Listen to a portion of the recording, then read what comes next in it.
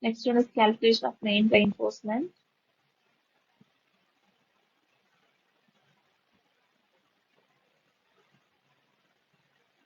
So to determine the main reinforcement, so from Annex G 1.1b, the moment of resistance is given by this formula. Mu is equal to 0.87 F2 A to D into 1 minus A to Fy divided by BD FCK. So we know the value of Fy, it is given in the question. Mu we have already determined. D is the effective depth and B is taken as 1000 mm and D is your effective depth. FCK is the characteristic strength of concrete. The only unknown is this AST value.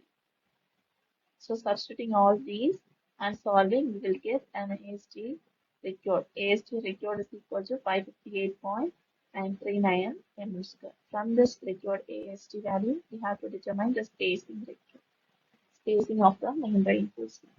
But if we are assuming for this 558.939 mm square, we are assuming 10 mm dia rods.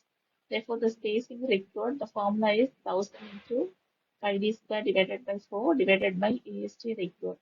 This 1000 is for 1 meter width we are considering, therefore, we are taking this 1000.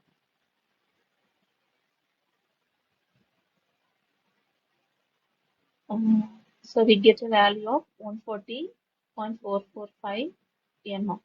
So this pi is nothing but the diameter of rod, that is 10 mm. So AST required is this value. Substituting these values, you will get the spacing required.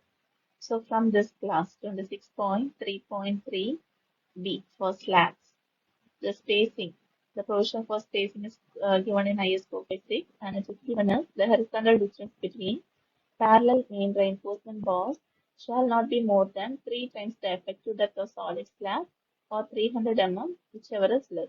So we have to take the least value among these three. So we have already determined the spacing using this formula.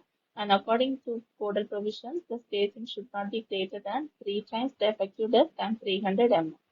So we have to determine all the three values. And from these three values, we have to take the least value. So that will be your spacing. So 3 into effective depth. Effective depth is 160 mm. So you get a value of 480 mm.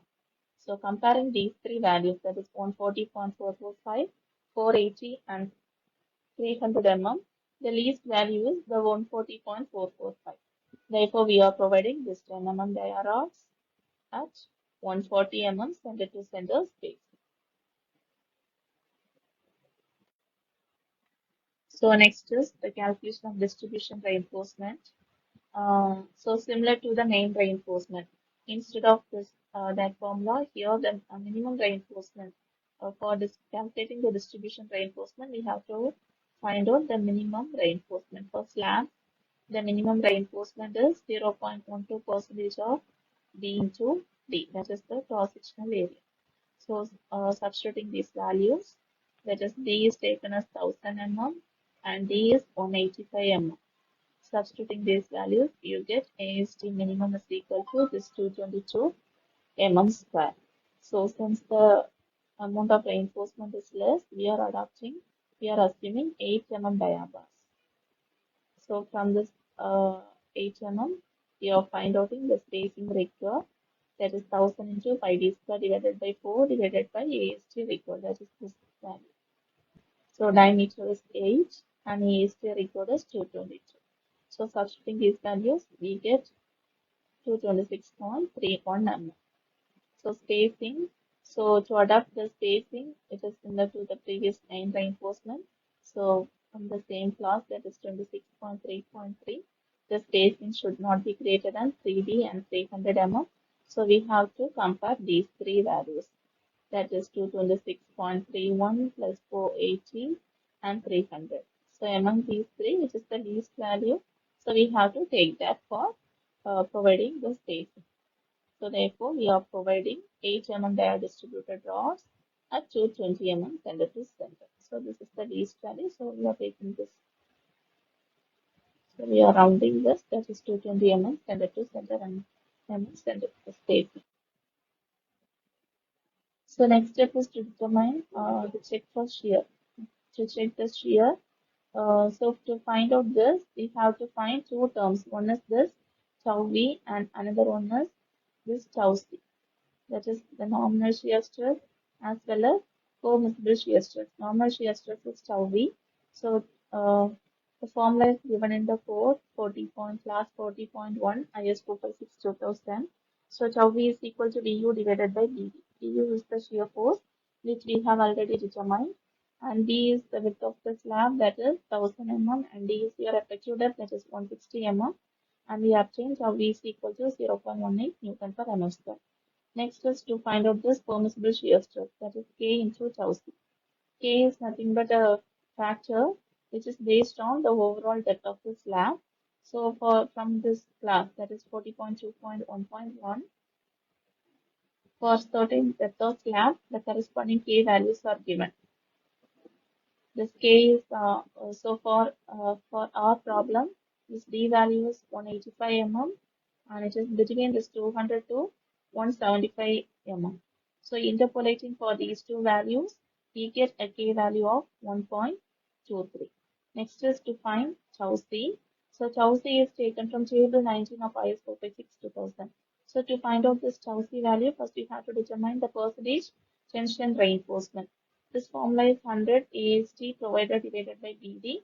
AST provided is for main reinforcement. The formula is 1000 into pi d square divided by 4 divided by spacing.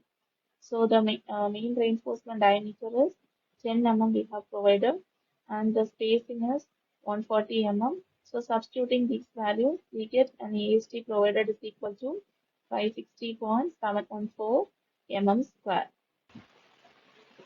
Next, we have to substitute this value in this formula and find out this PT value. So PT is the 0.35.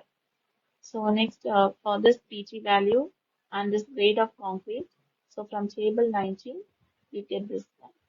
We have to determine the tau c value. So this is the table 19, which is given in IS 456 2000.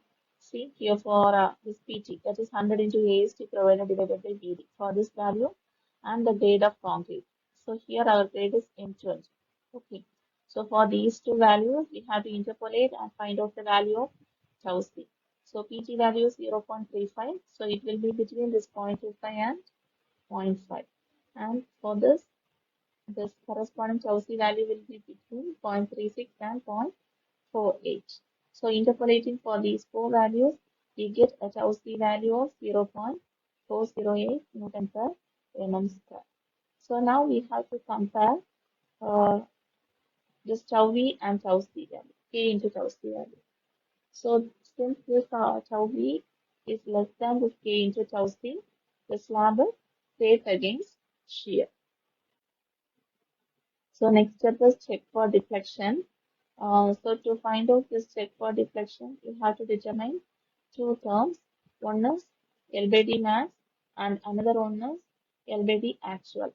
So L by D max is calculated from this formula, that is L by D max is equal to L by D basic into K1, K2, K3. So L by D basic is nothing but the standard effective depth ratio. So for only slab, only for the supported slab, the standard effective depth ratio is 20. Uh, and to find out this K1. K1. So K1 is the modification factor, and this K1 is determined from this figure 4 of IS 456 2000. Page number, it is located in page number 38. Page number 38. So to find out this K1 value, first you have to determine the Fs value. So Fs is, the formula is given in the code book itself. Fs is equal to 0.58 FO into AST required divided by AST provided. So AST required is for main, that is the AST required for main reinforcement. AST provided is also for main reinforcement. We have already determined these values. So substituting these values, you get Fs value of 239.938 Newton per mm square. So for this Fs value and the PT value, PT we have already determined in the previous step, that is PT is equal to 0.35. That is, for these two values, we have to take the corresponding K1 value from this chart. Okay, so our Fs value is 0.35 That is, so if you take this chart, 0.35 is, this is 0.2 and 0.3, and this is almost here, 0.35. And Fs is 239.938, so almost 240. Okay, and for this value and for this chart, okay, now, so for these two values, if you draw a line, so it will touch almost in this location. Okay, so that is your K1 value is taken as 1.4, your corresponding K1 value. So this is the intersection point, and if you draw a horizontal line towards this K1, and you will get a K1 of 1.4, and K2 and K3 value is taken as 1. This K2 value is taken when a compression reinforcement is provided, and K3 value is obtained when for a planched section slab. So here only slab, so there is no compression reinforcement, and this is not a planched section. Therefore, this K2 and K3 value is assumed as 1. Therefore, LBD mass is equal to substituting these values. LBD basic is 20, K1 is 1.4, and K2, K3 is 1. Substituting all the values, you will get LBD max is equal to 28, and LBD actual is nothing but the span by effective depth ratio. Okay, so that is 26. That is 4,000 divided by 160. Okay. Not 4,000, 4.16 effective span divided by effective depth ratio. So that is this 26. So now you have to compare these two, LBD actual and LBD max. If this LBD max is greater than LBD actual, the slab is safe against deflection. Okay, so these are the design steps in this. So coming to the summary, so overall depth of slab is 185 mm. And for main reinforcement, the diameter of bar is 10 mm. Spacing we have provided 140 mm, and the AST provided is 560.7 mm square. And for distribution steel, the diameter of bar is 80 mm. Spacing provided is 220 mm, and AST provided is 228.36 mm square. And next, finally, the reinforcement detailing. And here this red line indicates the main bar, and this blue dots indicates the distribution dots. And here we have provided a 10 for main reinforcement. We have provided 10 mm dia dots at a spacing of 140 mm center to center.